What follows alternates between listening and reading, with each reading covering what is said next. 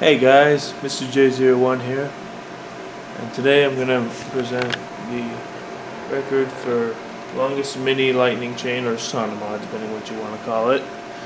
It has around 500 dominoes or so, and they're all minis.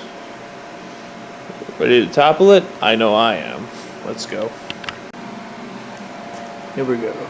5, 4, 3, 2, 1.